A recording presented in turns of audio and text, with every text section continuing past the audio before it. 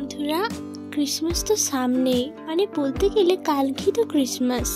তো আজকে আমি তোমাদের কাছে এমন একটা টুটি ফ্রুটি দিয়ে কেকের রেসিপি বানিয়ে দেখাবো না, যেটা তোমাদের মন জয় করে ফেলবে। বন্ধুরা, এই রেসিপিটা কিন্তু খুবই দারুণ একটা রেসিপি। তার আগে আমি আরেকটা কথা বলে দিই, এটা বিনা ময়দা এবং চিনি ছাড়াই হবে। চিনি ময়দা ছাড়াই যে এত সুন্দর একটা কেক বানানো যায়, একেবারে কেউ ধারণাই করতে পারবে না। তো চলো, এটার জন্য আমি কী কী উপকরণ নিয়েছি সেটা প্রথমেই জেনে নিই। তো দেখো, প্রথমেই আমি একটা মিক্সিং বোলে নিয়ে নিয়েছি নলেন গুড়। নলেন গুড় তো তোমরা নিশ্চয়ই এখানে সেখানে পেয়ে যাবে, কেন এটা শীতের সিজন চলছে। তো নলেন গুড়টাকে কিন্তু আমি এই যে গ্রেটারে করে একটু গ্রেট করে নিয়েছিলাম। তো হালকা গ্রেটারে করে গ্রেট করার পর কিন্তু আমি গ্যাস ওভেনে একটা কড়াই চাপিয়ে এর মধ্যে দিয়ে দিলাম অল্প পরিমাণে জল। আর হ্যাঁ বন্ধুরা, আমি এখানে নিজে মেপে দেখেছি যে নলেন গুড়টা কিন্তু আমি 1 কাপ পরিমাণ দিয়ে দিয়েছি। তো এটাকে একেবারে মেল্ট করে নিতে হবে জলের সঙ্গে, শুধু মেল্ট করে নিলেই হবে। আর হ্যাঁ বন্ধুরা, এটাকে ফোটালে চলবে না। তো এরপরে কিন্তু আমি এটাকে নামিয়ে নেবো, একেবারে ঠান্ডা হতে রেখে দেবো।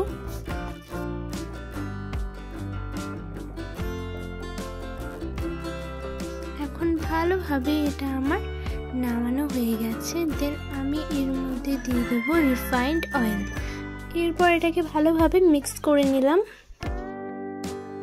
এরপরে আমি এই কেকটা বানাবো, তো তার জন্য 1 কাপ পরিমাণ নিয়ে নিলাম গমের আটা। বন্ধুরা, কেকটা হচ্ছে গমের আটার কেক। তো বন্ধুরা, গমের আটার কেকটা মানে কত স্বাস্থ্যবান হবে বলো তো।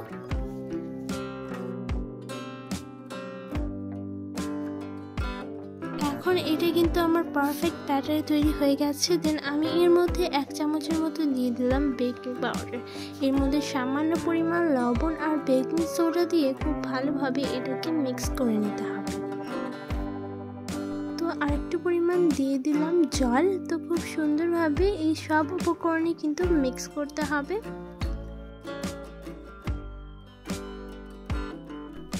এখন বন্ধুরা, আমি এখানে কিছু ড্রাই ফ্রুটস অ্যাড করেছি, যেটাকে কিন্তু আমি এই যে ময়দা দিয়ে কোট করেছিলাম, যাতে এটা ভেতরে নিচেতে যাতে না নেমে যায়। মানে কেক যখন আমরা তৈরি করি না, তখন টুটি ফ্রুটিগুলো অনেক সময় কি হয়, নিচের দিয়ে নেমে যায়।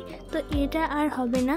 তো আমার কাছে এর আগেও কিন্তু টুটি ফুটির একটা ভিডিও ছাড়া আছে, যেটাতে আমি টুটি ফুটি কীভাবে বানাতে হয় সেটা দেখিয়েছি। আরও ক্রিসমাসের কেকগুলো আছে, তোমরা এটাকে গিয়ে দেখে নিতে পারো।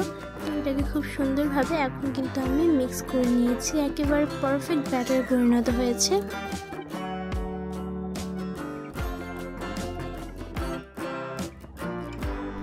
এরপরে চলো কেকটা তৈরি করে নিই। তো প্রথমেই দেখো, আমি এখানে নিয়ে নিয়েছি একটা মোল্ডের মধ্যে ভালোভাবে এদিক সেদিক তেলটা ব্রাশ করে নিলাম। তো খুব ভালোভাবে তেলটাকে ব্রাশ করার পর আমি এখানে দিয়ে দিলাম ময়দা। এরপর এদিক সেদিক ময়দাটাকে ভালোভাবে ছড়িয়ে নিতে হবে। ভালোভাবে এটাকে কোট করার পর কিন্তু আমি এই যে ব্যাটারটা, এটা এর মধ্যে দিয়ে দিলাম।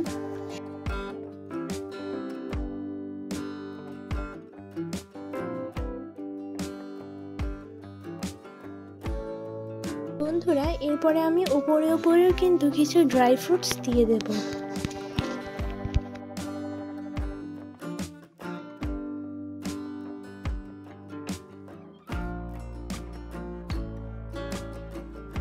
এরপরে আমি এখানে কাজু দিয়ে দিচ্ছি। কাজুগুলো ভালোভাবে এখন কিন্তু আমার দেওয়া হয়ে গেছে। এর মধ্যে আমি এরপরে কিছু কিশমিশও অ্যাড করে দেব। এদিকে দেখো, গ্যাস ওভেনে একটা কড়াই চাপিয়ে দিয়ে দিয়েছি একটা স্ট্যান্ড। এর মধ্যে কিছু টুটি ফুটিও অ্যাড করে দিয়েছিলাম। এরপরে আমি এটাকে বেক করে দেব। তো এটাকে প্রায় 50 থেকে 55 মিনিট বেক করে নিতে হবে। 50 মিনিট পর আমার মনে হলো যে কেকটা একেবারে রেডি। তো একটা স্টিক দিয়ে কিন্তু আমি এটাকে চেক করে নিয়েছি। ননস্টিকটা একেবারে পরিষ্কার এসেছে বন্ধুরা।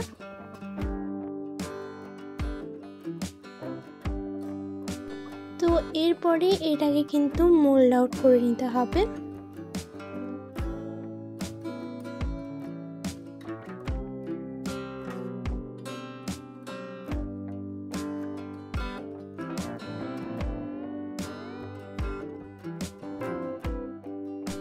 একটা ছুরির সাহায্যে এটাকে এখন কিন্তু আমি মোল্ড আউট করে নিচ্ছি।